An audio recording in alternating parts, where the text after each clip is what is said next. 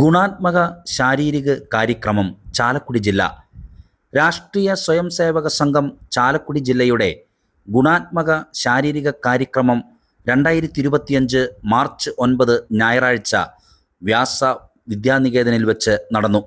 വൈകുന്നേരം 3:30 ചാലക്കുടി മുനിസിപ്പൽ സ്റ്റേഡിയ പരിസരത്തു നിന്ന് വ്യാസ വിദ്യാനികേതനിലേക്ക് പൂർണ്ണ ഗണവേഷ സഹിതം പദസഞ്ചലനവും തുടർന്ന് 5 മണിക്ക് ശാരീരിക പ്രദർശനത്തോടുകൂടിയ പൊതുപരിപാടിയും നടന്നു. ചടങ്ങിൽ ചാലക്കുടിയിലെ പ്രമുഖ അഭിഭാഷകനും ഇന്ത്യൻ ലോയേഴ്സ് കോൺഗ്രസിൻ്റെ ചാലക്കുടി യൂണിറ്റ് പ്രസിഡന്റുമായ അഡ്വക്കേറ്റ് ആൻഡോ ചെറിയാൻ അധ്യക്ഷത വഹിച്ചു.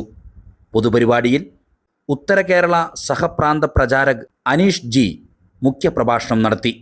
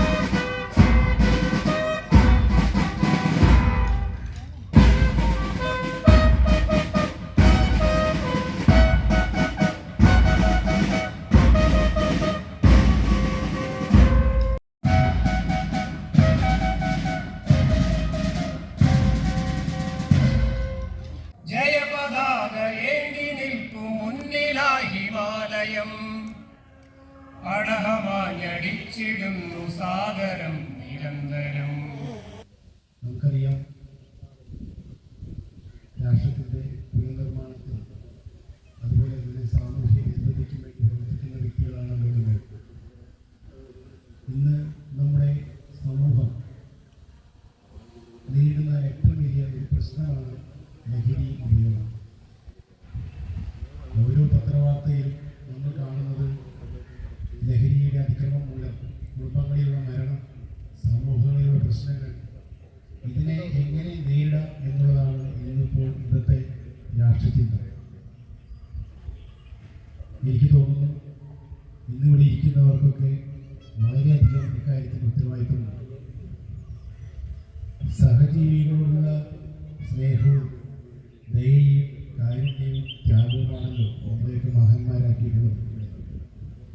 അത്തരത്തിൽ പ്രവർത്തിക്കുവാനായി എല്ലാവരും പ്രതിജ്ഞാബദ്ധരാകണം.